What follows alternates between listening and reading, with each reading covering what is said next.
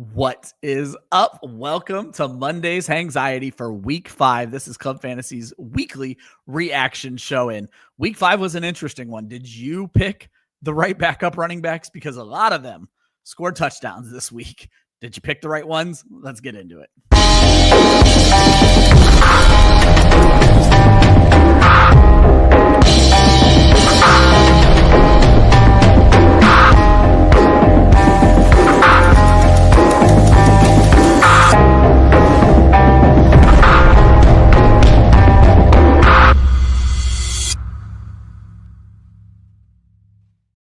Good morning.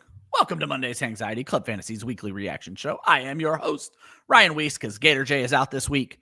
Josh is still with me. Josh, how you doing today, my friend? I'd be doing better if the Eagles could figure out how to play 4 quarters of football in one game, but, you know. I love that. It's still early. I love that Josh goes immediately negative on the Eagles. This is your first losing Eagles reaction show of the season. And yeah.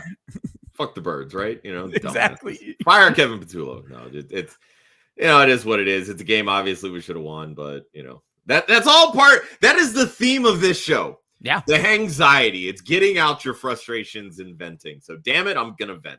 Exactly. That is we used to have a whole segment just for when this show started. God, nobody even knows this.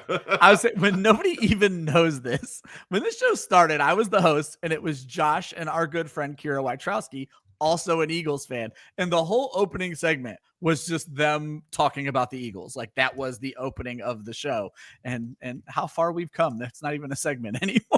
Right. So, all right, it's time for your therapy session, folks. If you guys are looking for Monday miracles, talk to us about who did you right yesterday. Talk to us about who did you wrong yesterday. Josh, talk to us about Trophy Smack. Absolutely. The fantasy football season is here, and Trophy Smack is where you want to get all of your rewards. They have trophies, rings, championship belts, all of it designed to tell your league mates who the real champion is. Hit the link in the description of this podcast and check out some of the swag that you can get. All of it's available at trophysmack.com/club fantasy. Boom. Getting to the point where you guys got to start thinking about champions and the losers bracket. So it might be time to start looking into Trophy Smack. If you guys want to talk football when this episode is over, I'll also remind you we have a completely free Discord. We talk DFS a ton in there, but we talk absolutely everything. Hoove is in there constantly giving us his betting strategies, his roster strategies, his thoughts on rest of the season. Shout out to Hoove. Shout out to Austin for what he does in the DFS. Shout out to Gator J, who couldn't be with us today, but he's hosting live game sessions over there now. You absolutely love what's going on. Josh, week 5, not quite in the books yet, but let's go ahead and recap what we have seen so far. Back on Thursday, 49ers kind of shocked the world. I think everybody picked against the 49ers backup quarterback with all backup wide receivers. Turns out it worked out just fine for them. They win 26-23 in overtime. Vikings take the win over in London. Browns kind of gave that one away. Browns fans not happy right now, though. Dylan Gabriel did not look terrible. 21-17 for the Vikings. Jets and Cowboys kind of gave us what we expected, though it took until garbage time for the Jets offense to actually do anything. Cowboys won that one 37-22. Saints at home against the Giants, 26-14, a big win for Nola down there. Colts did what they were supposed to do, 40-6 against the Raiders. Ugly game for the Raiders. Panthers at home against the Dolphins, 27-24, which is arguably the most exciting game of the week. Maybe that Buccaneers Seahawks. Second most exciting game of the week. Broncos, as Josh alluded to, take down the Eagles 21-17 in Philadelphia. Texans go on the road and beat down the Baltimore Ravens 44-10. Cooper Rush was not the answer as a backup quarterback in one of the strangest games we saw this past week. Cardinals blow a 17-point lead, if I remember correctly. Regardless, they lose the game 22-21.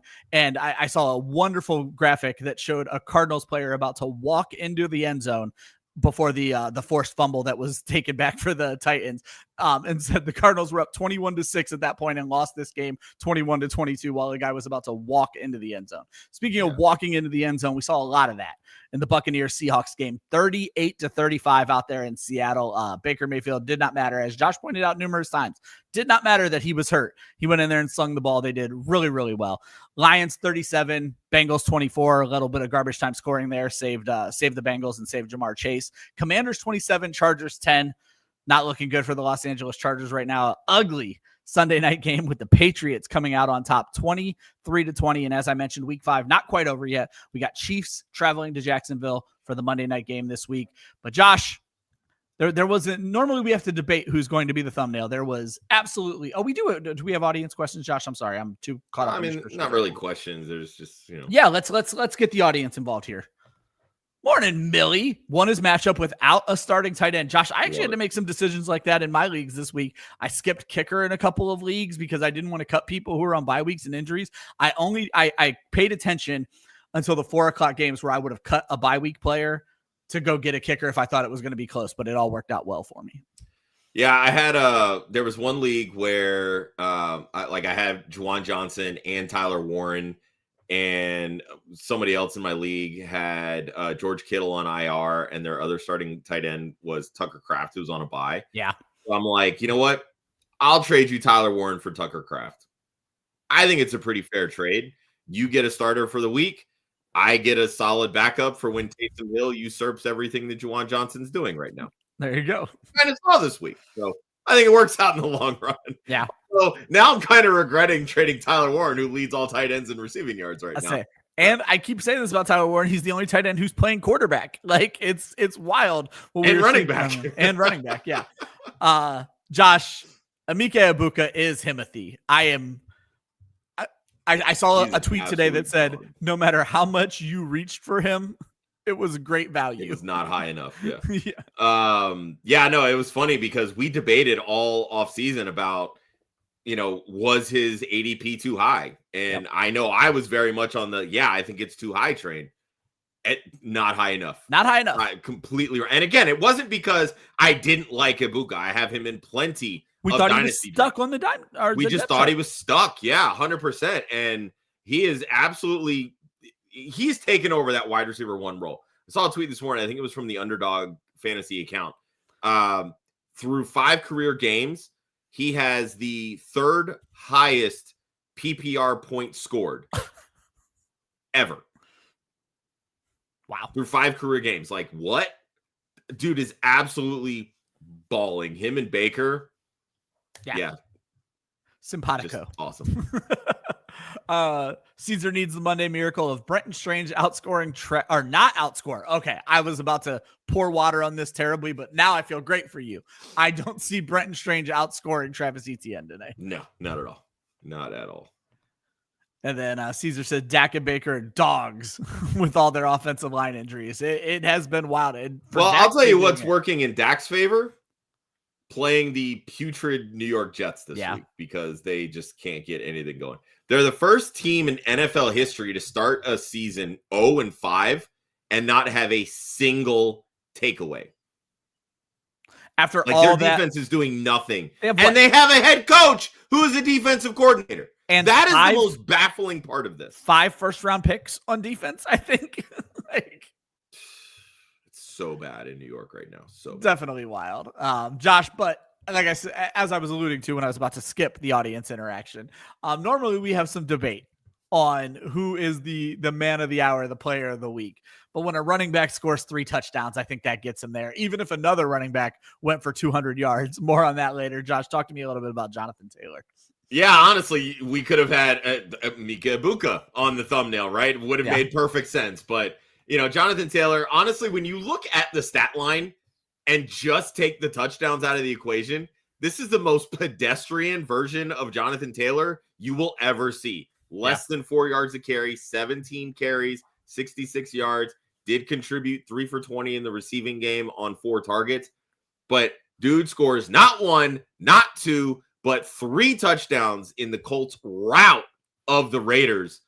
There's some really bad defenses in the NFL right now. Yeah. The Jets are one of them. The Ravens are one of them. And you can throw the Raiders up on that. So if you have any fantasy players going up against those 3 defenses, do not put them in start-sit questions because our answer is going to be start them, plain and simple. Yeah. If you're playing the Jets, if you're playing the Ravens, if you're playing the Raiders, they're in the lineup. Yeah, he's currently the RB2 on the season, leads the NFL in rushing yards and rushing touchdowns. And Ryan, seeing this stat here, I love this. Currently has 16 catches through 5 games this year.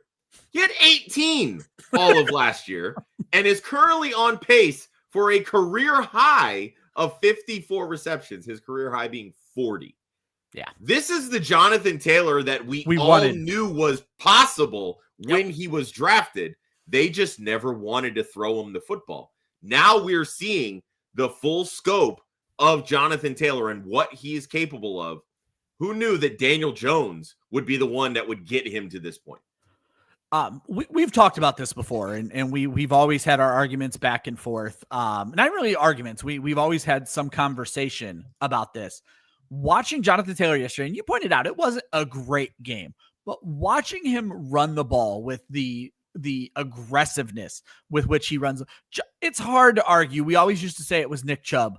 Obviously, it's not Nick Chubb anymore. Jonathan Taylor might be the best pure running back in the NFL right now with everybody. And he's always been good. I mean, his second year in the league, he put up 1,800 yards. Like, it's not like, we thought he was that him then, and then the Colts just started misusing him. So, but yeah, no, absolutely fantastic day yesterday. And again, I mean, 3 touchdowns, like, you deserve the spotlight there, homie.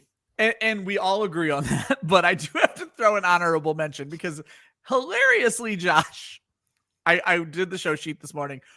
Rico Dowdle was not going to make the show sheet at all when he is the actual RB1 on the week. My man goes for 206 yards, 234 total yards. He threw 28 rushing on there. Only found the end zone once because it's the Carolina Panthers. But what a day for Rico Dowdle. Josh, let's make this interesting for the audience. Does this affect Chuba Hubbard when he comes back from this injury? I mean, you would think, right? I was seeing some stuff from beat reporters that, were talking about how the Panthers felt when they brought in Rico Dowdle. And the consensus was he has a similar play style to Chuba Hubbard. So if something were to happen to Chuba or they wanted to kind of rotate these guys, the offense doesn't skip a beat. Yep. And we've talked about this when, like, the Titans brought in Tony Pollard, right? Similar skill set to Tajay Spears. You take one off the field when the other is on the field, etc. The offense doesn't skip a beat. So, and you're starting to see more teams that are kind of leaning this way versus the, thunder lightning approach where you have 2 completely different skill sets. If you have 2 players with the exact same skill set, the things that they both do well, your offense doesn't have to adjust. It's the same thing when, like, I'll take the Ravens, for instance. You have a star quarterback in Lamar Jackson. You have a backup in Cooper Rush. Cooper Rush doesn't do anything close to what Lamar Jackson does. No. So if Lamar Jackson goes down, you have to change the entire offense. Well, that was what we talked about Cooper Rush when Deshaun Watson was the backup to Joe Flacco. We're like, or the other way around. When Joe Flacco, I'm like, what? Yeah. How is this working? Exactly. So, like, yes, Tyler Huntley was always, 5 steps below Lamar Jackson, but has a similar skill set because he can run. He can do the RPOs. He has that athletic ability that the offense doesn't have to change if something were to happen to Lamar. More teams should be doing this at the running back position, in all honesty. If you have guys that can both run and catch, do that because it's only going to make your offense more effective because now defenses aren't being tipped off to what your game plan is when a certain player is on the field. Rico Dowdle earned more snaps, plain and simple. And quite honestly, I think he's a better running back than Chuba Hubbard. I don't think Chuba Hubbard is really anything special. We've always kind of said that about Chuba, is he's just a guy. He was just the right guy for Carolina. And obviously, Carolina felt that same way. They did draft Jonathan Brooks. They did go get Rico Dowdle. They went and got Trevor Etienne. Again, I use this as my talking point all the time. I cover the Panthers for Football Guys in the preseason. I did not. Dowdle was an afterthought on every beat writer. Now, to be fair, the running game was kind of an afterthought. So maybe Dowdle just kind of got pushed down there. Josh, let's move over to the audience. I'm going to throw Millie up first. I don't hear what I'm not saying. I did say the best running back. What I mean to say is the best rusher. And I will take Taylor over Bijan, over Gibbs, over CMC. I think there's still an argument to be made, Josh. Pure runner for Saquon Barkley, like the guy when he has the ball in his hands. But I mean, look, when you talk about athletic ability, when you talk about their ability in the receiving game, look, very few running backs have accomplished what CMC has done, both as a runner and Gibbs looks as like a he's on the receiver, way right? towards it. Gibbs looks like he's on the way there. Bijan Robinson has shown this season more than probably the previous two how effective he is as a receiver. But when you talk about just pure runner, like one cut go, three moves go, whatever it may be, Jonathan Taylor is just so smooth in every single aspect of what he does with the football in his hands. Yep, I agree. Josh, I think a lot of people are going to have this question after this week. Rest of season, Marvin Harrison Jr. or Brian Thomas Jr.? Garrett's in a tough situation because the fact of the matter is, I think Brian Thomas Jr. is kind of going to be Brian Thomas Jr. again at some point, Josh, but how long do you wait? And Marvin Harrison is finally starting to show some pops. Yeah, I think it's got to be Marvin Harrison Jr. I don't know what it is about the disconnect between T-Law and BTJ, but it's there and it's undeniable at this point. Like if Mac Jones can figure out how to get BTJ the football, I don't understand why Trevor Lawrence can't. It's straight up. That's the long and short of it, right? But there's another issue I think that is maybe not what people are talking about, and that is Brian Thomas Jr.'s maybe interpretation of what Liam Cohen wants to do. Maybe there's some level of disconnect in BTJ and learning this scheme, right? The routes that he's being asked to run, all these different things that maybe he's just not comfortable with, or he's like, look, these aren't the things that I succeed in, or whatever. And maybe there's just some internal struggle instead of just going out and fucking doing it. They're starting to get Marvin Harrison Jr. the football. Yep. He had a great grab over the Titans defenders early, which I was kind of hoping would have been a touchdown, but I know they called it like a yard short. But, the target share is there. The looks are starting to get more consistent. And I think that's been the biggest issue with Marvin Harrison is the targets and the production haven't been consistent enough. But rest of season, I think we have to go with Marvin Harrison Jr. And I've been talking about this for a couple of weeks. I think BTJ is still going to be fine. He's going to put up points, but he's not going to be that wide receiver one that we drafted. You're taking that discount on the ROI. He's still a wide receiver 2, in my opinion, but he's more top 24 versus the top 10 or top 8 that I thought he would be.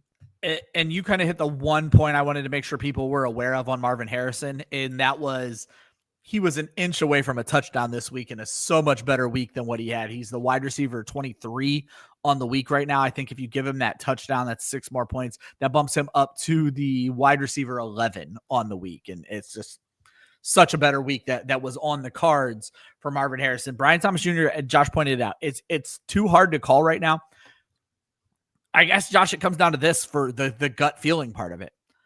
I'm looking at both of them as wide receiver 2s. Even as a wide receiver 2, I feel more comfortable looking at Marvin Harrison in that slot than I do Brian Thomas Jr. right now. Right now, I would agree. Steven George, what do we do with RJ Harvey in redraft? He doesn't see any chance of him taking over the goal line work unless Dobbins gets hurt. Same thing for Hendo, which is the weird one. But Josh, I think this is a good opportunity to talk about both of these situations. I am still holding RJ Harvey, Josh.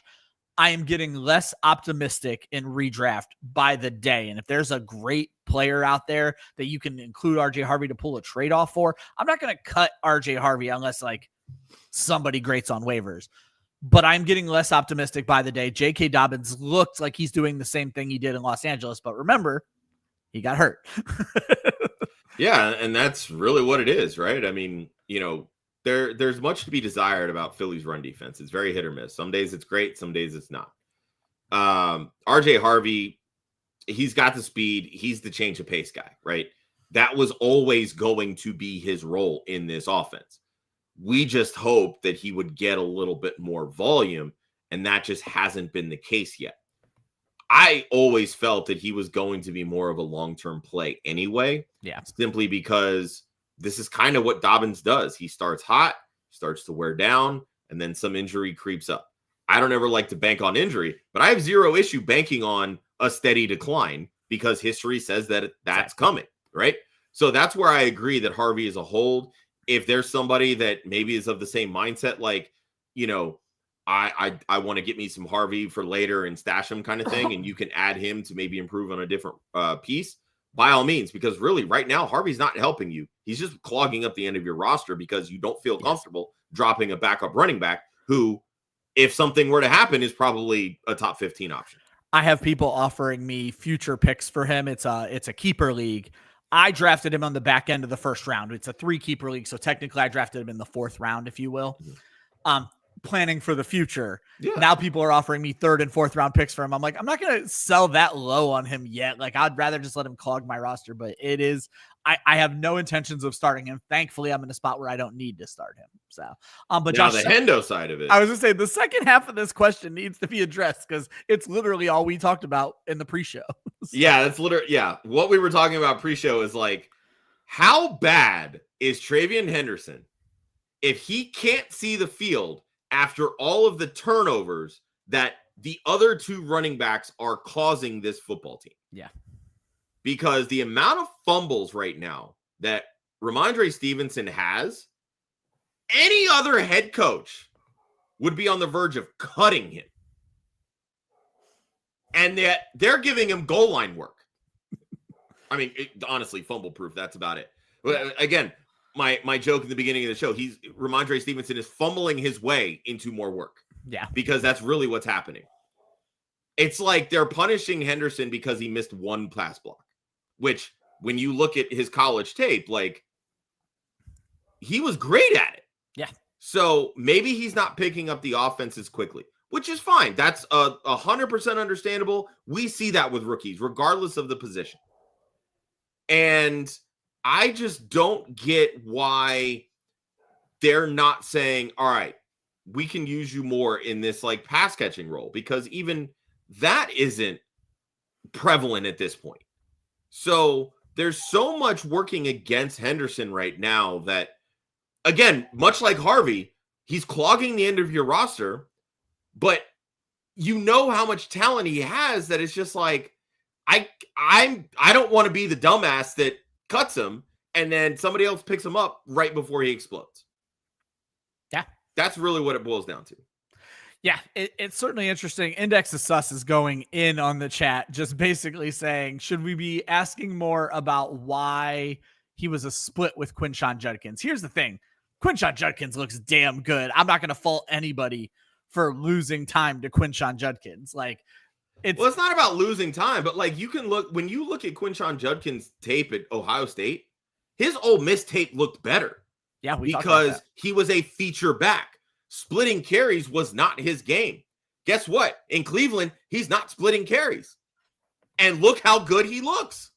So, like, Henderson, to me, was always more of a 1B kind of back. He's that change of pace guy that can come in and be really effective, but nobody really wants to see him with a 300 touch workload. No. Because he's just not going to be effective that way, in my opinion. And I think the other issue, and this is kind of the issue for Harvey as well, just to kind of wrap that question up, we're not seeing the passing game work to the running back that we expected for either one of these guys. Fucking, I'm drawing a blank on the name now, but some bad running back, Tyler Beatty, has 12 targets this season to RJ Harvey's 14. And I don't have the New England numbers in front of me, but clearly it's not getting done for Henderson. You just don't like the usage, and it's clearly there are teams out there who trust rookie running backs. Clearly there are teams that don't, plain and simple. Yeah. And I mean, we've seen it with Josh McDaniels previously. They, look at Vrabel had Derrick Henry in Tennessee and barely used him his first 2 seasons. Yep. Like, but to answer your question, Ryan, Henderson has 16 targets through 5 games. That's actually the most among running backs. On their team. On their team, correct. Okay. So, I mean, but still, that's 3 targets a game. And you're hoping for 4 or 5 a game. Like, it's and I mean, Stevenson has 14. Henderson has 90 yards, averaging 6 per catch. Stevenson has 154, averaging 11.8 per catch. Yeah. So, like, and again, Stevenson has an 80 target season on his resume. It's not like he's a slouch in the passing game. So, it's just, it's, I don't know. It's baffling to me. But. It'd be different if Stevenson looked good. Yeah. I guess that's the issue. Where would we trade Scatabo or Hendo? I think it's very clearly Hendo, not Scatabo, for Michael Pittman on a team that needs receivers. I'm making this trade all day, Josh. Yeah, honestly, I would trade either of them. I mean, if they'll take Henderson for Pittman, I would much prefer that. But yeah, I have zero issue trading Scatabo. Yeah, last I checked, Pittman's what a top 12 wide receiver still. I imagine he hasn't really done anything to shy away from that. This past week. Yeah, I was gonna say he did. Let's see where he's at. 13. 26 catches, 273 yards, and 4 touchdowns already. Especially on your team where you have the GOAT, Emeka Egbuka, and then you have whatever the opposite. Well, Travis Hunter can probably be dropped at this point. And Travis Hunter. Yeah, I would certainly make this trade. And maybe, like Josh said, maybe try to throw Travis Hunter in and see if you can get another piece back in this same trade. Yeah.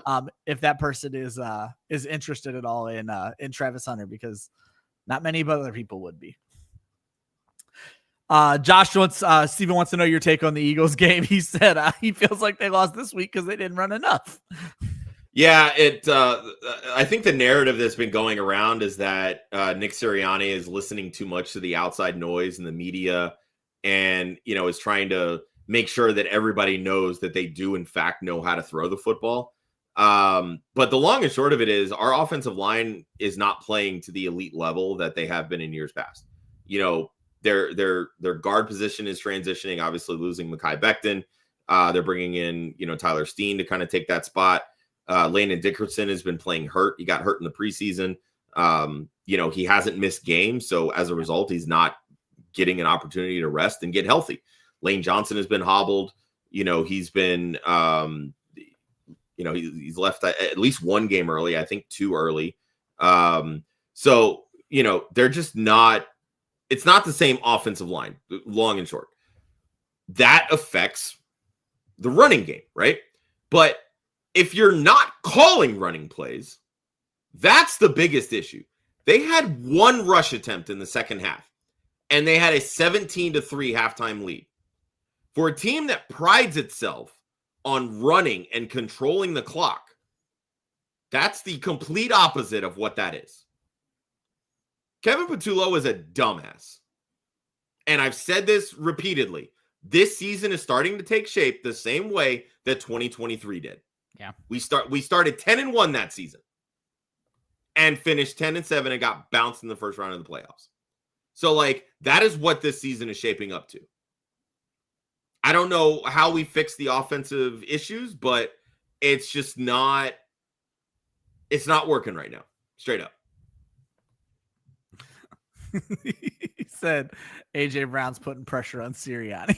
I think too much is being made of this AJ Brown thing. That's just me personally, but well, he wore the brightest shoes on earth this week to make sure that hey, it's Breast Cancer Awareness Month. Got to rock the pink. Nah, I loved it. We're going to take a break on questions after this one, Josh, and run into the injuries because some of the questions actually pertain to that. Niori is currently 3-2, but in RB hell. Probably thought you were in great RB spot after the draft. Derrick Henry, Travion Mondre, RJ Harvey, and Kendry Miller. How should they feel moving forward? I'm going to take the Kendry Miller part of this question, Josh. Kendry Miller, and given it was in I don't want to call it garbage time, but a little bit of garbage time towards the end of the game. Kendry Miller led the team in carries, led the team in yards yet again. I think the Saints are going to keep running. And then what really took me back, Josh, I have a team that has RJ Harvey and Kendry Miller. I was considering dropping one of them. I didn't have to. Kendry Miller is 23. RJ Harvey is 24. Kendry Miller, though not a rookie, is still a rookie by today's NFL standards. Yeah, that's what I'm saying.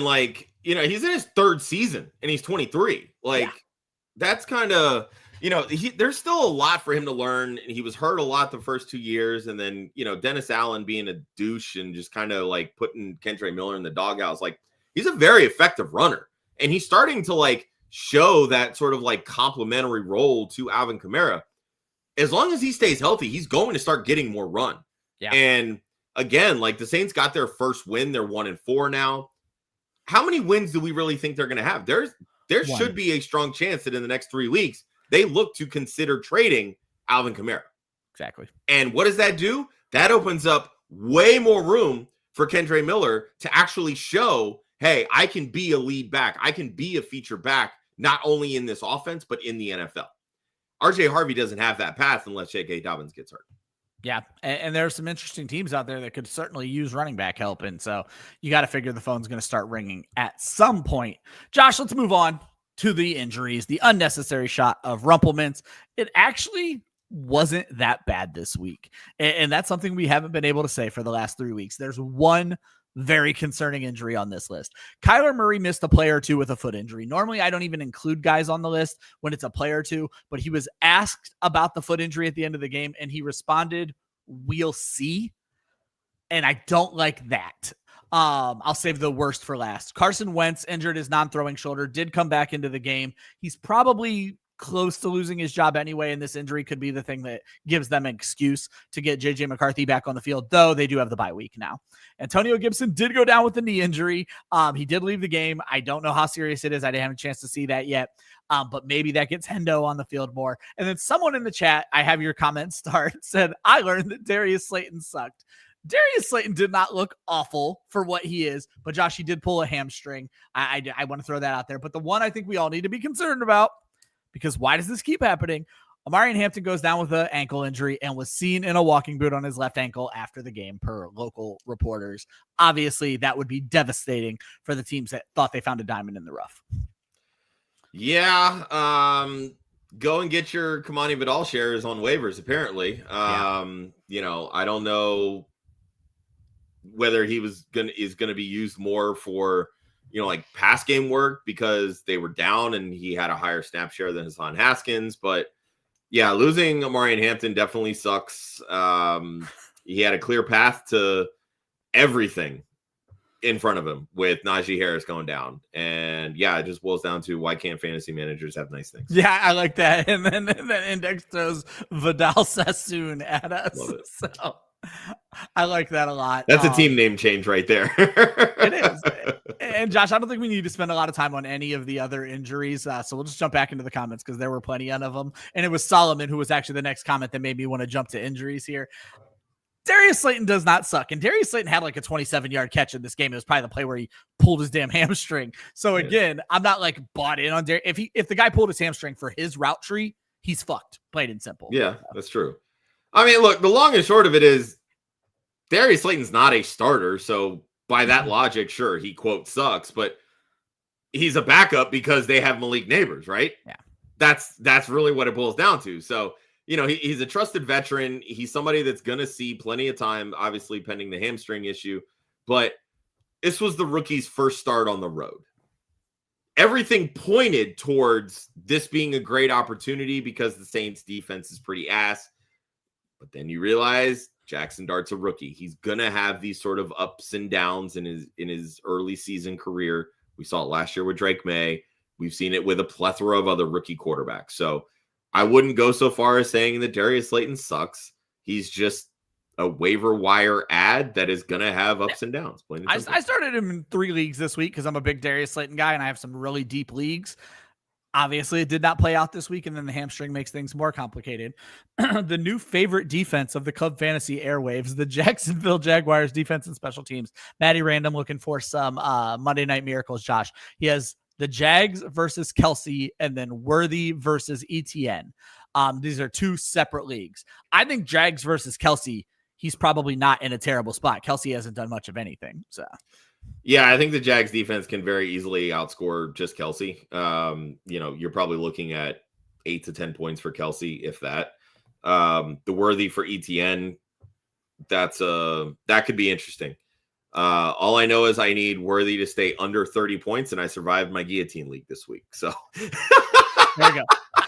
I know, but ETN going against a really good Chiefs run defense should keep him. I would probably side with Worthy on that one, but. Caesar throwing a shade on Bill, who's going to come up later in the show. He says he's going to pull a Woody Marks and be terrible next week.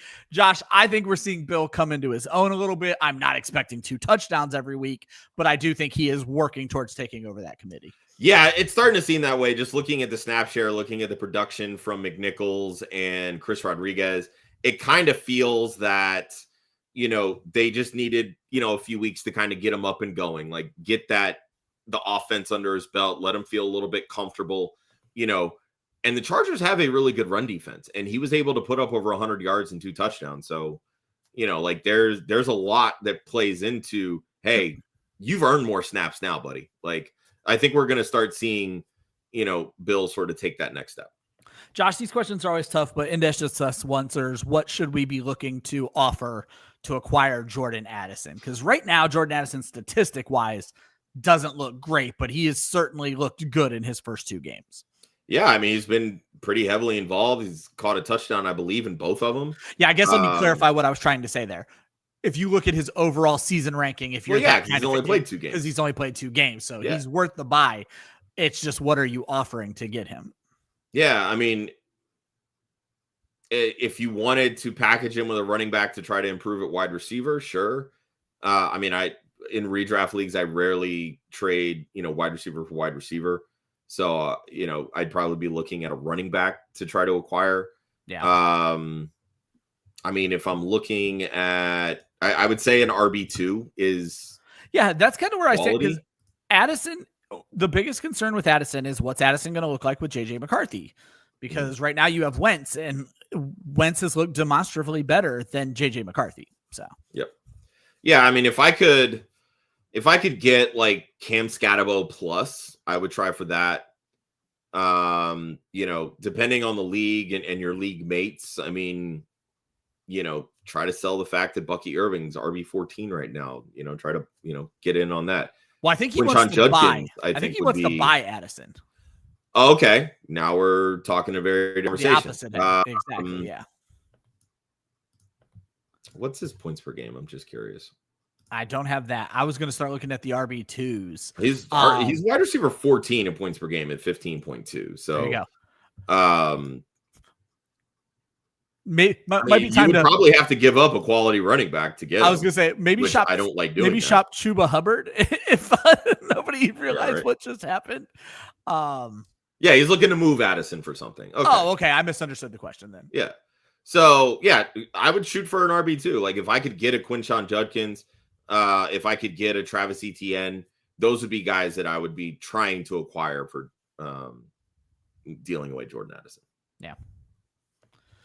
Matty Randoms, I was going to drop Juwan Johnson for David Njoku, but everyone said start Juwan Johnson.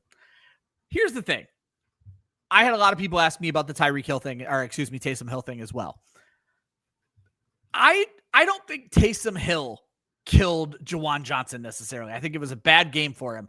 Taysom Hill is a running back, folks. Let me be very clear about that. I know he is coded as a tight end, but Taysom Hill coming back doesn't have the effect on Juwan Johnson. At least that's my take, Josh. Yeah, I mean, they're used very differently. Juwan Johnson, I mean, he still had 4 targets, which is okay for a tight end. Truthfully, at the end of the day, like their defense was making plays and they were leading most of the game. So they didn't really have to throw a ton, right? Yeah. They were able to just kind of bleed the clock. The Giants give up a ton to running backs. They took advantage of the matchup at that point. So I wouldn't. This is a classic overreaction kind of thing. Like the moment that one player has a bad game, we start panicking and being like, oh, they suck. It's time to move on. Like I get it because it's a tight end, but also it's a tight end. You're going to have these types of ebbs and flows, even from the great tight ends. So like, don't overreact to just one game. Now, what I will say is when you look at Dylan Gabriel and how he targeted the tight end position, you got to be back. I think David Njoku is probably on his way for a comeback here because he wasn't getting those downfield targets from Joe Flacco that we kind of thought that he might, like running those seam routes. But Dylan Gabriel's like 5'5". So he's only throwing within 10 yards of the line of scrimmage, right? So he's looking for those guys that are right there. Guess who's right there? It's your tight ends. It's Harold Fannin. It's David Njoku. Well, and David Njoku's enormous, so he's easier for... Exactly. He's literally looking up like this. Hey, David. Like, that's what it... Did you see after the game, Dylan Gabriel standing next to Carson Wentz? Like, dude, it's like... Dude, so small. They play the same. I thought Kyler Murray was small. I thought Bryce Young was small. This dude looks like he should be a high school quarterback. That's how small he is. There was a meme. Actually, Cleveland media caught some shit for this. When they introduced all their quarterbacks for the season, one of the media people was standing next to Gabriel on stage and mouthed to his friend, "He's so small." Nobody was ready for how little Dylan Gabriel was. Faid says running back room sucks right now. He has receivers like Odunze, Rashee Rice, CeeDee Lamb, JSN. What running backs should he target? Right now, you're not targeting any because you need all of your wide receivers because Rashee Rice and CeeDee Lamb are both out. Exactly. And that's the biggest problem here. Now, well, here's my thing, Josh. You just kind of have to weather the storm. Does he speculatively trade Lamb or even Rice, someone he's not getting anything for somebody else right now? Like, I know we're pouring water on him later in the show, but like Derrick Henry's manager might be willing to move off of Derrick Henry. I'm not trading for. But now you're losing value by trading one of these guys because they're currently hurt or in Rice's case suspended, right? So like, and that's why I don't like the idea of like, trading off CeeDee Lamb or trading off Rashee Rice, because like you drafted Rashee Rice to play him, not to trade him for less value. Yeah. You drafted CeeDee Lamb to carry your fantasy team. Odunze and JSN are clearly picking up that slack, but once CeeDee Lamb comes back, look how great Dak Prescott is looking right now. Should be great. You want CeeDee Lamb. Play the waiver wire game when it comes to running backs and let your wide receivers carry you. And that is my best advice. If you can start all four of these guys, and I feel like we've had this discussion with Faid before. More often than not, you can. Yeah. Don't fret about this whatsoever. I agree with Josh on that one. Out of his 3 leagues, 2 of them grade F and the other grade C. I'm guessing this is what after the draft. And he's going to be 1-4 and 2-3, 3-2. My thing is, even 1-4 is not out of the playoff race in most of my leagues right now, Josh. Yeah, I mean, especially if you can make a move to try to better certain positions. I mean, obviously, I don't have your teams in front of us, Maddie, but I'm the only thing I can think like that 1-4 team has probably been just decimated by injuries, right? Like, or I mean, that's what's happening with like I was gonna say, literally last weekend, in the same fucking weekend, I lost Malik Neighbors and Tyreek Hill from one team. Like, that is uncontrollable. That is not my fault. That's not, oh, wow, you drafted completely bad. Like, no, that's just bad luck. Now, drafting Derrick Henry and not realizing that he wasn't going to repeat 1,900 yards, maybe that's a little, all right, I'll take the L on that kind of thing. But, like, I talked about Derrick Henry and Saquon in the offseason, like, expect regression from these guys because they're not going to hit that. Now, I didn't see the type of fall off that we're seeing with the Ravens offense and the Ravens team as a whole, which plays a lot into why Derrick Henry is struggling right now. Kind of the same thing with Saquon. Dude is averaging less than 4 yards a carry right now. What the fuck? But again, the offensive line is dealing with a lot of injuries. That has an adverse effect on what a running back is able to do. Absolutely. Millie said, let's talk about how JCM is now a reclaim if you dropped him. I will say I at least have not panicked. I have a lot of Bill. I was the conductor of that hype train. I was accused of being an industry plant earlier this season for the Bill hype. I did not drop him, and I'm happy I did. He has not started a single game for me since week 1, but I'm happy I still have him. Yeah, I know we've brought him up on the waiver wire show a few times, and he's definitely made the maybe we need to have a conversation about dropping him list. But again, it always kind of felt like a wait and see just to kind of see how that Commanders running back room would shape up. And yeah, it's now starting to, the cream rises to the top kind of thing. So, yep. Index Assess says Theo Johnson season. We are all pretty excited here. Right. I was going to say, I traded for a lot of Theo Johnson in Dynasty in this offseason. I've drafted a lot of Theo Johnson as like a breakout tight end. There was one league where I actually ended up having to drop him this weekend heading into, this big breakout, which of course, whatever, it is what it is. But this is what I will say when it comes to Theo Johnson. I found this out on the broadcast. Apparently him and Jackson Dart are like besties. Best friends. They're like breakfast bros. And I'm just like, if we haven't learned anything from Matthew Stafford, Puka, and Cooper Kupp and all them, it is 1,000% Theo Johnson season, and we all need to get on board if Jackson Dart remains the starter. Well, after Dart's first start, Josh, I was like, oh, there seems to be something there. Yeah. And then obviously after 2 starts, the cat's out of the bag. Charlene asks, is Worthy good to go tonight? I'm not an injury expert, but I haven't heard anything to the contrary. So the reason that he's now being classified as questionable, apparently on the plane ride, his ankle came off a little swollen, and he woke up one morning, it was a little swollen. So that's why they put the questionable tag on. I don't know that it's anything 100% serious, but it's one of those like being transparent about injuries kind of thing. It doesn't seem like it's serious enough to like keep him out, but it could very well limit him. There you go. And then let's get Solomon up here before we move on to the next segment. Is BTJ going to break out tonight, Josh? Projected for 13 fantasy points. I don't see the Chiefs as a breakout game. Yeah, I don't know that they'd be breaking out. Trent McDuffie is a pretty good corner, but Trent McDuffie also struggles with bigger wide receivers. The flip side to that is that, yes, while BTJ is bigger, he's not a physical big wide receiver. Yeah. So I think Trent McDuffie will be okay guarding him if he does end up seeing a lot of him. I don't know that he hits 13. I would say probably between like 7 and 10, unless he gets in the end zone. Yeah, Chiefs give up the 5th fewest to wide receivers. Only 1, 2, 3 have hit 13 fantasy points against them. Zay Flowers hit 14.4. I think that kind of game is more what you could expect out of BTJ tonight. Yeah. Then I love Maddie's comment. Yeah, break out with pimples. Good Lord.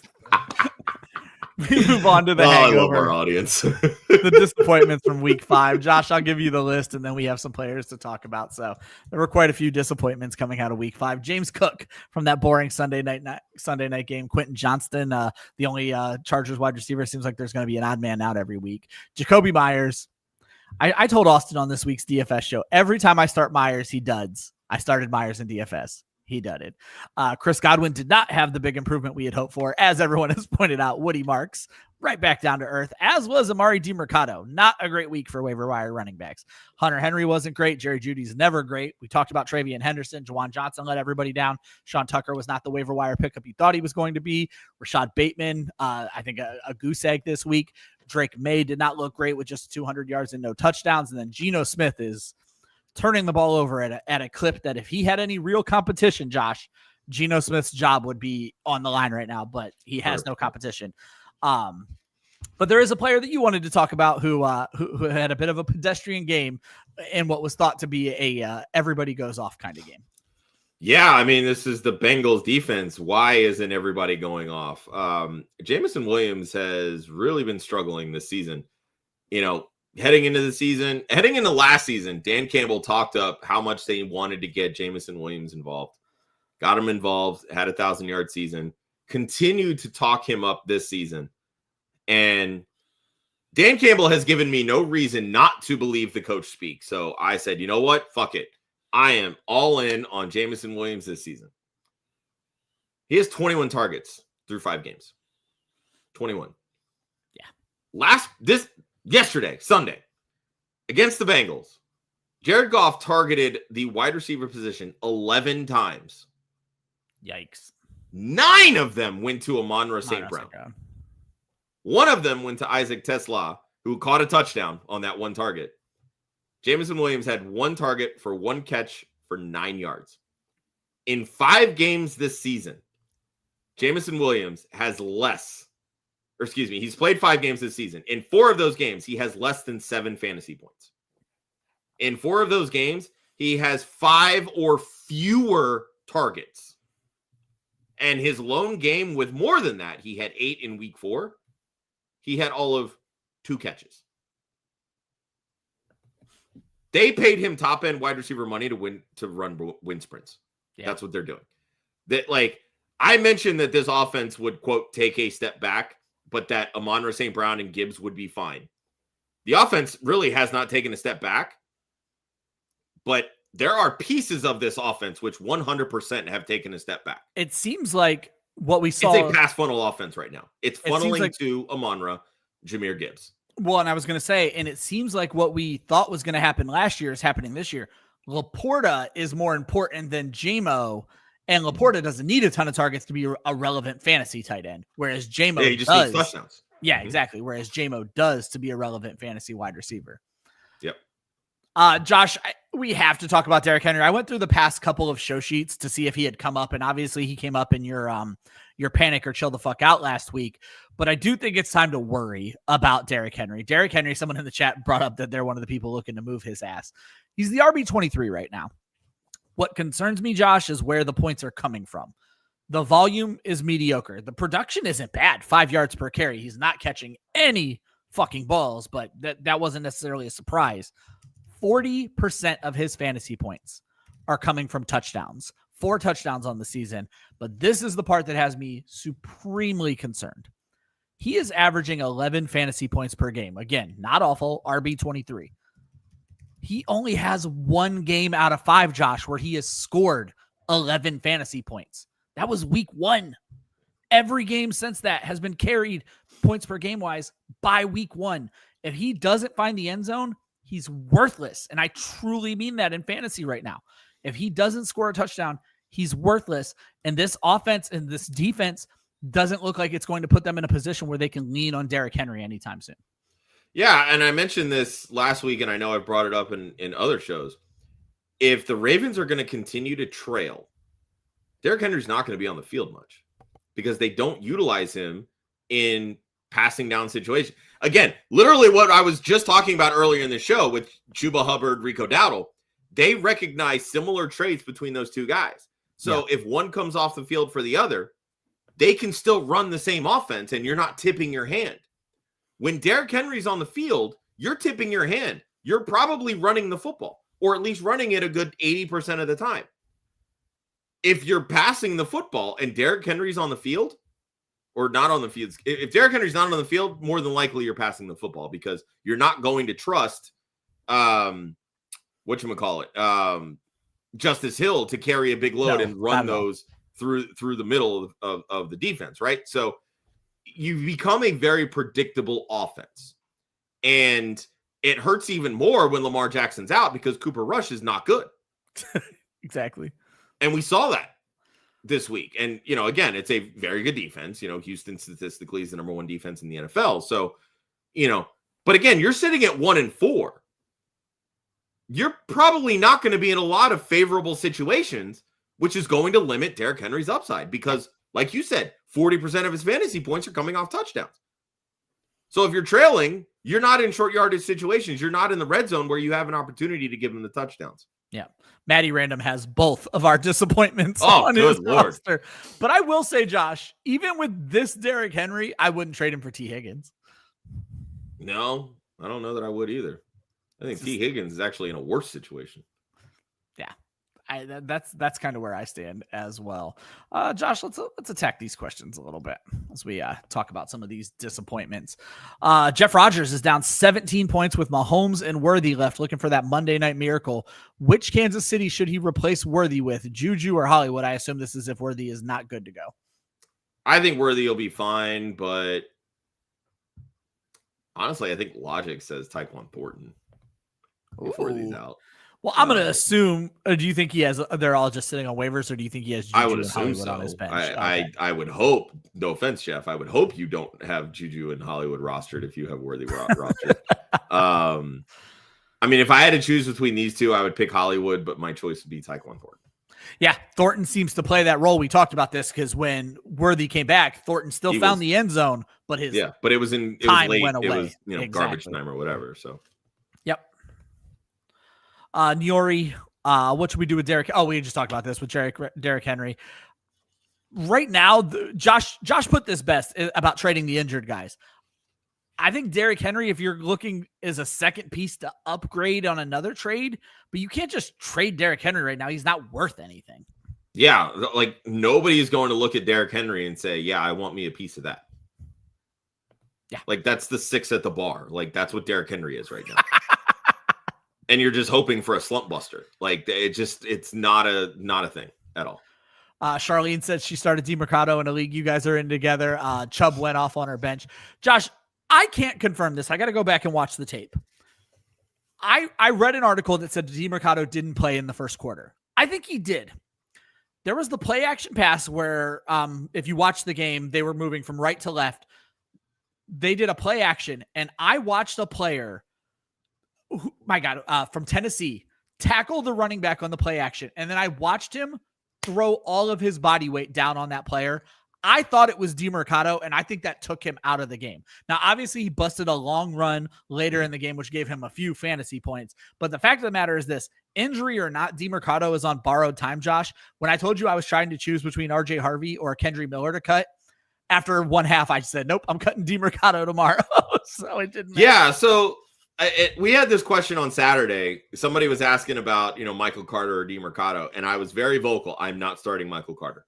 Yeah. How in God's name can you go from a practice squad fourth string to now starting running back over somebody who's been on the roster all season in DeMercado? Like, the Arizona coaching staff basically said, you have one role. It's pass catching and fumbling at the goal line. Yep. And now there's a good chance he may not have a job, period. Yep. Because Bam Knight and Michael Carter were both getting run over DeMercado. There's a large part of me that will never understand what the fuck goes through a head coach's head or a coaching staff's head. Yeah. And how they determine who does what. DeMercado on the roster all season long, and they're like, nope, we're going to go to these guys we picked up off the street. Michael Carter told us he was the starter, Josh. Michael Carter had a weird quote where he said, I go from being practice squad player of the week to starting running back. And everyone in the world was like, what is he talking about? Michael Carter told us. We just needed to listen. Trone, what's up, buddy? He said, why did Bill get his breakout game right after he traded him? Because you traded him, Bill. Because you traded him, Trone. That's what we needed. You did the world a favor by moving on. He said he traded JCM and Wandale for Olave and Smith. That's still not a bad trade. Regardless. So. Yeah, exactly. No, that's a fine trade. And Chris Olave has better days ahead. Don't be mad at yourself. But like I said, you did the rest of us a favor. Still saw targets, which again, that's what we want. So yeah, and you did the rest of us a favor to think about your good deed for fantasy. Rumors have Russell Wilson ending up in Las Vegas. Hadn't heard. They talked about that in the offseason before they traded for Geno Smith. So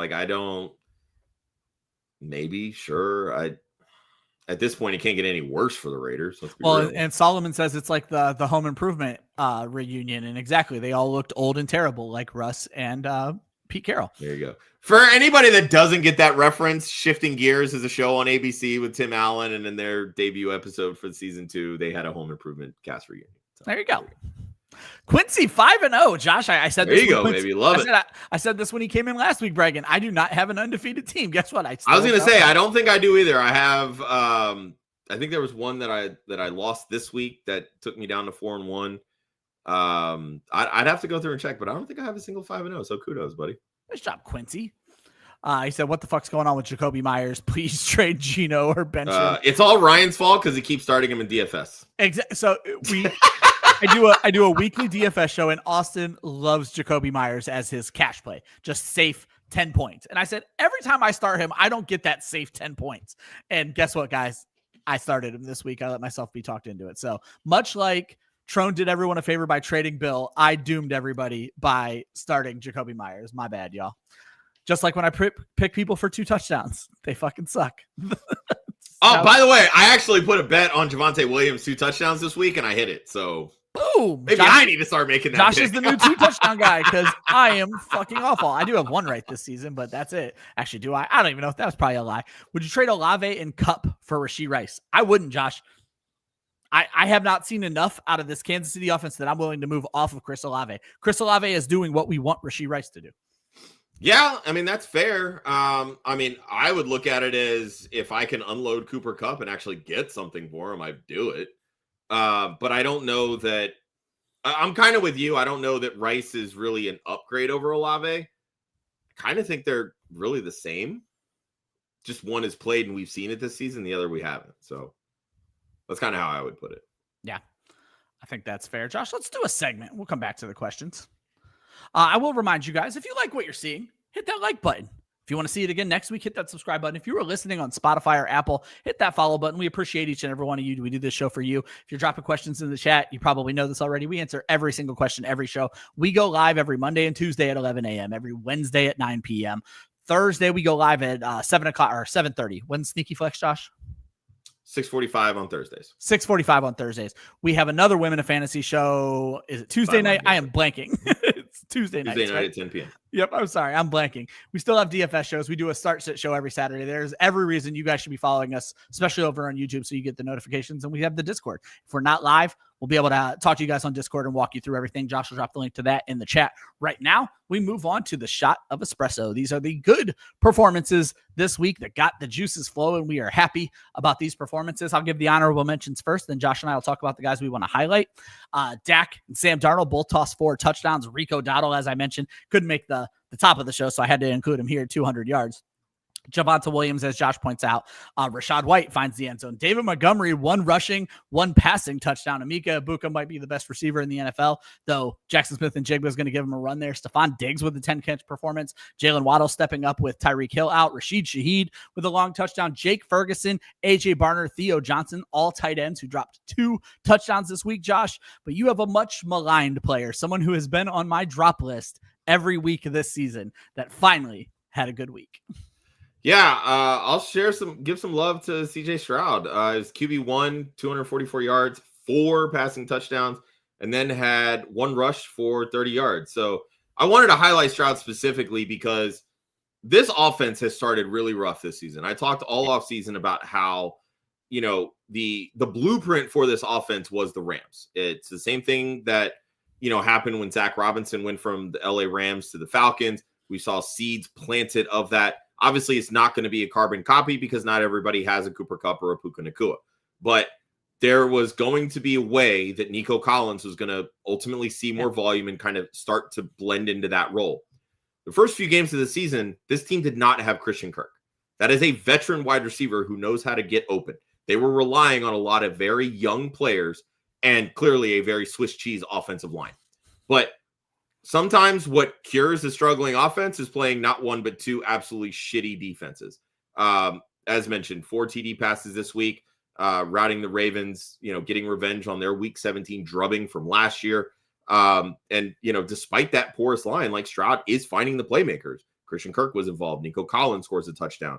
Nick Chubb actually started to show some semblance of the Nick Chubb that we know, 60 yards and a touchdown. Not having to rely on, second and third round rookies and Jaden Higgins and Jalen Noel, who I believe Noel actually had a touchdown in this game as well. But again, when you have veterans that you can lean on, that is what helps a young offense. CJ Stroud actually started to look like the rookie CJ Stroud from 2 years ago. Yeah. He looked good in this game, which again, if he can do that despite a bad offensive line, that should tell you that he's actually starting to figure it out and the offense is clicking. Well, and offensive line play is almost always about chemistry. And so these guys needed time together. And that your Stroud pick gives me hope that Justin Herbert can start to gel again once that offensive line starts to become more of a unit. Because right now they just keep dropping players every week until they can be in unison. It's going to be a problem. Yeah, I mean, Rashawn Slater obviously going down for the year early in the preseason. Joe Alt, I think now he's missed 1.5 games now with a high ankle sprain. Mekhi Becton's been banged up. They have some holes there. But, the longer offensive linemen play together, the more in sync they get with different calls and assignments and learning tendencies and all that kind of stuff. Yep. For my shots of espresso, I picked 2 this week. I'll be quick about both of them, though. I feel like we have to talk Jamar Chase with the way we have shit talked this guy and that team all season. And then I'm mentioning Bill. To Jamar Chase, wide receiver 2 on the week, 6 catches, 110 yards, and 2 touchdowns. Josh, Jamar Chase is still the wide receiver 9 on the season. He is still 6th in receptions in the NFL by wide receivers. He is still 9th in yards. Jamar Chase, I said this on the don't panic part a few weeks ago. I said not to panic. Jamar Chase, I think there's still very little reason to panic because there's going to be some weeks where he's your wide receiver 3 in this terrible Jake Browning offense, but there's going to be some weeks where he is the wide receiver 1 and wins you the game as well. Yeah, I mean, remember when everybody was like, oh, well, remember 2 years ago when T. Higgins was a preferred target and Jamar Chase went blank and blah, blah, blah? Where's T. Higgins?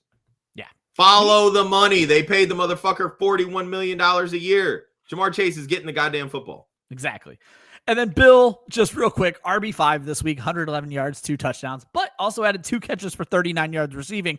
I think that matters. He's the RB22 on the season. He does have more fantasy points than every other Washington running back combined. That's starting to lend me to feel that he's taking over this committee, and that's what we want to see. We need one of these guys to go away, Chris Rodriguez or Jeremy McNichols, and see more of Bill. I think he's still a fun fantasy asset as we move on towards the end of the season. Yeah, he should be considered in the RB2 conversation weekly. Exactly.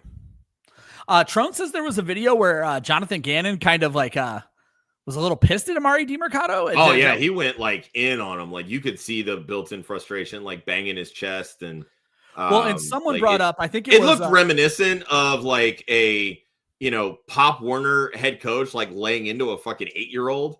And yeah, like that's really what it looked like. Dead ass. Well, and I remember I think it was Sus brought up in the chat that DiMercato dropped that touchdown after Connor went down. So like DiMercato was already on thin ice. If he's not going to ball, it's going to be a problem. And like I said, Michael Carter tried to tell us. Yeah, this is true.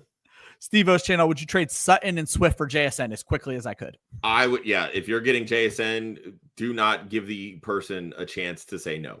Take that trade. Yeah. JSN side of that very, very quickly. John, would we trade Bill for Darren Waller if your current RBs are Bucky? So he has the Tampa Bay running back, Kyron, and Kenneth Walker. So he does not need Bill. His current tight end is Zach Ertz, and he needs an upgrade. I don't know that Darren Waller for Bill is not enough value for me. I would want something else back, and that's not enough for me. I understand Waller's had a couple of great weeks. He's also had a couple of great matchups to have those great weeks. So, well, I mean, there's that, but again, when you take the situation of what the Miami offense is, I think Darren Waller is going to be a top 8 tight end rest of the season. I truly do. I mean, they have to throw the football, because I mean, look, we've talked about the Carolina run defense. It's not great. Devon Achane had 16 rushing yards and 10 carries. This is not a very effective running game for Miami. They have to throw the football. Jalen Waddle got involved. Devon Achane got involved. 6 catches, 30 yards, and a touchdown. Darren Waller, 3 touchdowns in 2 weeks. Sure, you're going to have not great matchups. Bill's not going to have not great matchups. Every other player is not going to have great matchups in given weeks.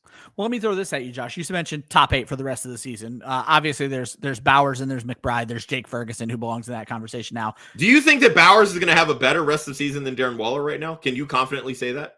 No. Okay. I think I just answered your question. Well, yeah. Well, yes and no, because I still think all tight ends suck except for Jake Ferguson right now. What I was going to say, Josh, though, is before he goes in on Waller, should he maybe not go? Dalton Kincaid's manager might be willing to move. George Kittle sitting on somebody's IR right now. Tucker Kraft coming off the bye, Josh. Like, I don't know that I don't know. I don't feel comfortable saying Waller's it, and I'm not trading a running back for a tight end. I mean, and look, that's fair, 100%. I mean, you can definitely, package Bill for maybe a better tight end than Darren Waller. But if I'm speaking in a vacuum and this is the offer on the table, I'm very much okay going out and getting Darren Waller at this point. Yeah, I'm going to take some of these questions out of order, Josh, because we are getting a ton of tight end while we're on the topic. Quincy Davis says he picked up Waller because Kraft was on bye. What does he do now? You start Tucker Kraft and you just keep letting Darren Waller do his thing, and maybe you can move him. There you go. Or try to sell high. Like, look, I mean, he's got 3 touchdowns in 2 weeks. People might be bought in. Same way that I'm clearly bought in. I was just going to literally, I was going to say, there's people out there that have this thinking that, you know what? He is a top tight end rest of the season because Miami has nobody else to throw to, and they need to throw the football. Let your league know you're shopping Darren Waller is what you need to do. Yeah, and see what kind of offers you get. Maybe you get a better offer than like a Bill, right? Yeah. Maybe there are better offers out there. Well, I would take Bill. Josh, you mentioned, I know Zach Ertz is coming up later on the show, but do we think Theo at this point is an upgrade over Ertz? I'd call them pretty equal. I would say they're pretty equal. Again, I think this is just a classic overreacting to a dud. I think without Terry McLaurin, this offense is kind of shifting more run heavy and utilizing the threat of Jaden Daniels' legs. We've kind of seen it with how they've utilized the committee with the Commanders between the 3, and now JCM is kind of taking over that lead role. Debo's kind of really the only passing target, and then Ertz becomes secondary, but without the deep speed, so to speak, of Terry McLaurin and like being able to stretch the field, they're not looking to throw as much. So I think that kind of makes Ertz a little bit more volatile. I always thought, going into the season, he was going to be a pretty average tight end, probably top 15 upside. He would have some wide receiver 1 weeks here and there, but it's a week to week thing, in all honesty. Like, there was one league where I literally had both Ertz and Theo, and stupid me, I cut Theo this week and said, oh yeah, Ertz is going to be good, and completely forgot that, oh wait, the Chargers play tight ends really well because Derwin James shuts down everybody, and completely let that slip my mind. But yeah. I think week to week, that's literally what it is. It's just playing matchups. But Theo Johnson's obviously got the trust of Jackson Dart. We'll see what happens. But again, you're dealing with a rookie at quarterback. They're going to have some ups and downs too. So Quincy was talking about his 5-0 team. Mentions he has Evans, Wilson, Sutton, Ibuka, and Rice. Would we sell Ibuka high? Nope. I would get rid of Mike Evans before I sell Ibuka. Yeah. So Josh, he does mention he thinks he can get CeeDee Lamb for Ibuka. I'm not doing that either. Like, it just doesn't seem worth it to me. I'll take the younger guy who's done it all. You are 5-0, Quincy. Don't fuck with what's working. But do try to shop Mike Evans. Yeah, 100%. There's no point in having both Buccaneers pass catchers. And then multiple people brought up in the chat that they think that everything just looks better for Bill and for the Washington 100%. offense because that's what happens when you have a good quarterback. Yeah, I think that makes a ton of sense. Josh, we started this show with one purpose in mind, and that is to tell people to chill the fuck out when there's a bad game or maybe even a good game. We're sticking with the bad games this week. We don't want people to panic too much. And Josh, one of these players already came up, the one that you're giving us. Yeah, it's Zach Ertz. I mean, look, it was a goose egg. They won 27-10. At the end of the day, you don't need to throw the football when you're winning by 17. So they ran the ball and they ran it well. JCM over 100 yards, 2 touchdowns. Zach Ertz works in that intermediate, the 0 to 10 yards. If you're running the ball effectively, you don't need that type of production. So there wasn't a lot of bailouts for Jaden Daniels in this game. That to me is really what hurt Ertz the most. And as I mentioned, Derwin James shuts down tight ends, and stupid me, I didn't even think of that when I was telling people, hey, you're fine starting Zach Ertz this week. So yeah, don't worry too much. They're going to be in some competitive games. They're going to be in games where they need to throw the football. Zach Ertz will be fine for the rest of the season. I've struggled with this section all season, Josh. I don't know if I'm just getting older and now I'm panicking on everybody, but for the last couple weeks when I'm on the show, I'm just taking the gimme. Don't panic on James Cook after one bad game. We were treating this guy like a top 10, top 5 running back. I think you should still treat him like that. New England, very solid against running backs this season. They've allowed the 5th fewest points to the position, and no running back, Josh, I found this very interesting. No running back has hit 50 yards against the Patriots, 50 rushing yards. People have been able to pass on them to the running back, but no running back has rushed for more than 50 yards against them. That's been a staple of Mike Vrabel defenses going all the way back to Tennessee. He had, Jeffrey Simmons there when he came here to New England, or came here. I don't live in New England, but when he came to New England, already had Christian Barmore, who's a really good run stuffer. They go out and they sign Milton Williams from Philly. Solid defensive tackle as well. So you put a really good tandem there in the middle. They're going to be able to slow down running backs. Josh, we got one question before we get into the Monday night and get out of here. Tron wants to know if giving up Olave and McLaurin is too much for London. I think this is a good trade, Josh, and fits his roster. I just don't know if I wouldn't want to try to keep one of these two and try to throw Kupp or Hunter in there if that gets the deal done. Well, the problem is Kupp ever going to play. Don't have any value. But could Olave plus Kupp or Olave plus Hunter get the London deal done? That's where I would start. Yeah, I mean, I'm perfectly fine starting there. I mean, at the end of the day, you're getting about as much from McLaurin as you are from Kupp and Hunter. So why not loop them all together? Try with one of those two. Maybe that gets the deal done. But again, I don't hate it. I mean, you're not wrong, because when we were reading the tea leaves, we were worried McLaurin might not play this season now. So yeah, exactly. I mean, you go to see a specialist with a quad injury, like you're gonna miss some significant time. Olave seeing a ton of targets, not scoring touchdowns. So is London. At least Drake London. At least Drake London's in a better offense. There's more potential there. So. We've been talking Olave up on this show. I still put London well ahead of Olave. So. Agreed. So that's why I say that's not a bad trade by any means. Emanster, does he trade Ibuka? No. I don't even know the rest. Oh, he is getting Gibbs. So does he trade Ibuka, Debo, Sharps for Gibbs and AJ Brown? So let's start with Ibuka or Gibbs. I want Gibbs. But then the question is Debo and Sharps to AJ? Josh, I'm taking this trade. I'll take Gibbs and AJ Brown. I mean, obviously you're getting a clear upgrade at running back going from Charbonnet to Gibbs. And a clear downgrade at wide receiver. A very clear downgrade. I mean, Ibuka is a top 3 wide receiver. Debo right now is a top 10 wide receiver. Debo is going to fall off. AJ Brown's obviously going to take a step up, but I don't think you can confidently say right now that AJ Brown is going to approach what Ibuka is doing at wide receiver. To me, in a vacuum, sure, I'll take the elite running back over the elite wide receiver.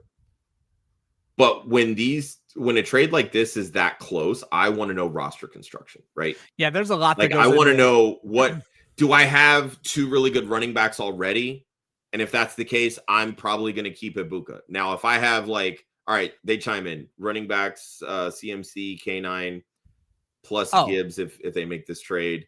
I mean, I know it's a multi-flex league, but you don't need Gibbs. You need if it's Ibuka. A multi-flex league, I'm keeping the Ibuka Debo side because now I'm trotting out those guys as my flex. The only way that this trade, I mean, to me, you make this deal if you have zero trust that CMC can stay healthy the rest of the season. Yeah, and Sharps gives you a little bit of extra insurance on K9. Yeah, I'm probably not making this trade either, much as that hurts me to say. I mean, look, you're going to run this league with wide receivers. Yeah, that's true too. That's how I would look at it. There you go. Quincy, should he pick up Fields? Or no, he picked up Fields because Daniels was out. It's a 10-man. Do we think Fields will outscore Daniels from week to week?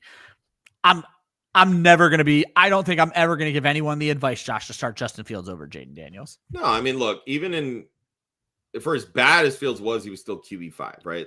Well, he was QB5 in the last 5 minutes of the game. Let's be very clear. Exactly. That is the Justin Fields experience. Remember when, the Nike was doing the Michael Vick experience commercials? Yeah. This is the polar opposite of that. This is the roller coaster that is ready to fall off the tracks. And then the last second says, you know what? There's the hook. All right, we're back on. We're good. That's the Justin Fields experience. There you go. It's like a bad Halloween Horror Nights ride. I don't want any part of it because the moment that you're feeling good, he's QB 20. And then you're just like, fuck, I'm over Fields. And then he reels you right back in with a QB5 finish because defenses are playing prevent. Josh, let's knock out Gators Monday night picks, and then we'll finish up with any questions so we can get out of here. I'll remind everybody they can use promo code WAF on Underdog. If you guys have not already signed up with Underdog, you'll get a free pick plus a first-time deposit match up to $1,000 in bonus cash. So promo code WOFF if you guys have not already signed up over on Underdog. Tonight we got the Chiefs at the Jaguars. Gator 4-0 last week, bringing himself to even on the season, 9-9. He gives us his favorite pick for tonight is Kareem Hunt, higher than 39.5 combined yards rushing and receiving. His notes for this are he is averaging 37.5 for 37.7 per game. Over the last 2 games, he's over 40 in each game on 10 touches, 10 opportunities, and he's seeing a 40% snap share, Josh. This is what we kind of been talking about. Isaiah Pacheco just kind of bleeding that offense, that running back job away. Long and short, Pacheco sucks. Yeah. Side with Kareem Hunt. It's really bad. Jay is letting everybody know. I don't know that he's going to be doing a full article much more this season, but he does drop his picks every single week for every game in the Discord. So I'll remind you guys one last time, if you are not in the Discord, jump in the Discord. Josh, I did not make a pick this week. I'll be honest. It's just, I forget to jump over to Underdog, but you got one more for us and you're going the opposite of Jay. You're picking a lower. Yeah, I'm going Trevor Lawrence lower than 217.5 passing yards. KC is allowed less than this line to opposing QBs in 3 straight matchups. Trevor Lawrence has missed this mark in 2 of 4 and averages less than 217 passing yards on the season per game. Both of these are very solid defenses. We've talked about Jacksonville over the last couple of weeks. They're averaging 3 or more takeaways per game. So this is probably not going to be a great game for Patrick Mahomes either. Yeah. KC's got a really good defense as well. do not be surprised at all if the final score of this game is like 20-17. And I think with good defensive matchups, it's going to lend itself to lower passing volume as a result. Basically, Josh is saying expect a repeat of the Sunday night game. God, I hope not. That was painful to watch. Josh, we got 2 last questions to get out of here. Another listener, 5-0, shout out Country Bumpkin, has Lamar and Justin Fields, CMC, JT, Henry. I can see why you're 5-0. Picked up Rashad White, also has Gainwell, Pollard, Keenan Allen, Mike Evans, Jacoby Myers in his flex spot. Everybody wants CMC and Ibuka. What's the bet with the best offer being Cooks and JSN? 0 chance. Hold all day. Yeah, I mean, Cook is a high-end RB, so I mean, like, I get it, but what CMC is doing based on volume right now, exactly. Just imagine when he starts scoring more touchdowns, he's gonna lap what James Cook is doing, right? Ibuka for JSN, all right, it's a wash. In all honesty, like, yeah. Well, I'll take the one that's better offense. I'll take the one that's not being led by Sam Darnold. Exactly. Yeah. I mean, and look, you can look at the stat lines. Sam Darnold outplayed Baker Mayfield. Straight up, just outplayed him yesterday. The interception was just a tip ball. So I'm okay with Darnold there too. Like the way that they're using JSN is not what I saw heading into this season in the offseason. Like, Josh did not see it at all. I was very out on that. Bumpkin throws in also he's been offered Cook and CD. Here's my issue, Josh. I told everybody, don't panic on James Cook. I see CMC as the best running back in fantasy right now. I see Emeka Ibuka as a top 5 wide receiver. You're 5-0. Putting it bluntly, I'm not making a trade. Unless this trade somehow infinitely makes your team better, I would want 3 elite players. So clearly this guy has Cook, CD, and JSN. Josh, I'm going to be honest with you. That's what I'd want. That deal's not getting done, but that's what I would want to move off of these 2 players. Yeah, at the end of the day, if you're 5-0, you don't make the move. What are you trying to improve? Yeah, unless you have Hunter Henry, or no. Yeah, I don't remember. Pollard and Henry for Warren, Tyler. Oh, okay. So it doesn't involve that trade. So Pollard and Henry, because you don't need Pollard, if I remember correctly. I'll take Warren or Kraft. That's the trade I would do. Yeah, like those are deals that you make, right? Like if you have a borderline, top of a position player, package players to get somebody that you trust the rest of the season, like a Pollard Henry for Tyler Warren or Tucker Kraft. That's a kind of move that you make. CMC for and Ibuka for Cook and CD Lamb, that's at best a lateral move. That's a move that you make when you're 2-3. That's not a move that you make when you're 5-0. Don't make a trade you don't need to make, plain and simple. Yeah, don't. And I see this all the time in the dynasty community where people just trade for the sake of trading. You don't need to do that. Especially at 5-0. In any format, especially in redraft when you only have 17 weeks. But I would move Pollard and Henry to go get Warren or Kraft, whichever one is easiest for you to get. I love both of them rest of season. Manster is with us as well. He kind of took from that, they took from that they should keep Deebo Samuel because of the flex. So Josh, would you move Ibuka and Sharp straight up for Gibbs? To me, this is kind of a wash. And again, I'd probably just hold on to the depth in a wash. I mean, I would hold on to the depth. I mean, if you have Kenneth Walker, Charbonnet is more valuable to you. Exactly. But really, Ibuka for Gibbs is a fair trade. You don't need a plus here. Yeah. And Index Assess, who I respect Index Assess. He's been giving great opinions, or they've been giving great opinions the whole episode. They call it wash trading, and that's exactly what exactly. Like, it's pointless. Quincy asked about Travis Hunter snaps. I went over to Football Guys while when they asked this question. These are Travis Hunter snap counts over the first 4 weeks: 42, 42, 37, 38. His snaps are not going up. They're going down. They're staying flat. Right now, expect no change in Travis Hunter whatsoever. Those are offensive snaps. We found out from our data provider over on Football Guys. We're not getting his defensive snaps. They've been very weird about that. So we're only getting offensive right now. And then Woods Girl, which of these 4 running backs would we use for trades? I think she's typing them into the chat. So okay, I was like, what the hell? There's no there's no question here.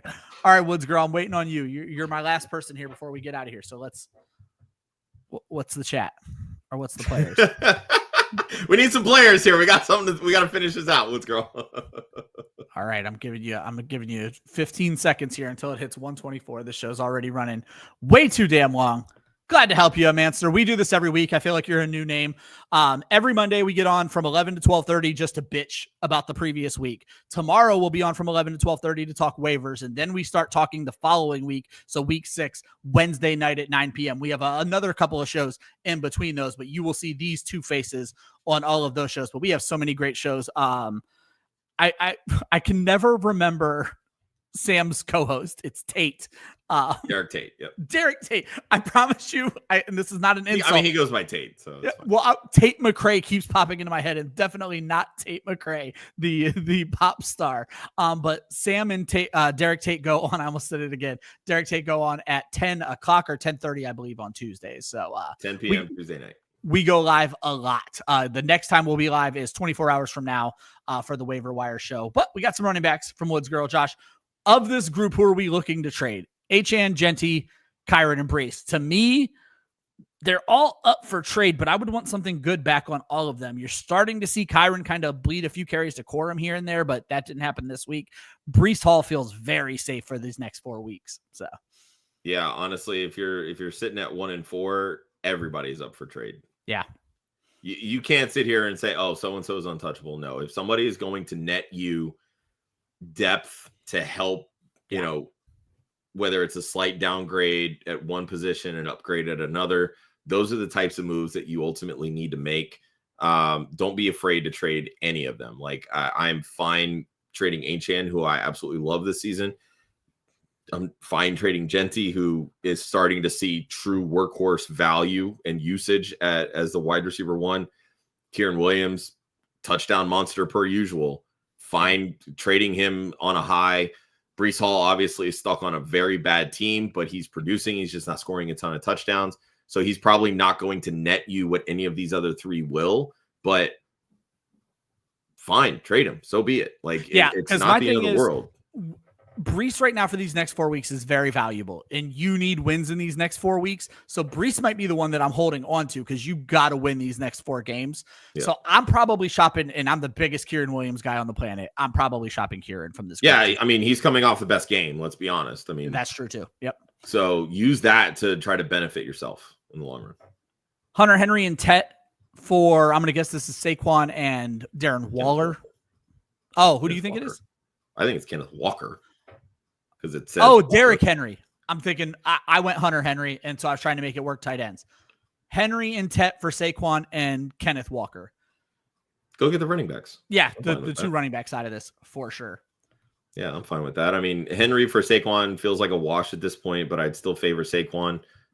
They're getting him involved in the passing game, so I'll take that.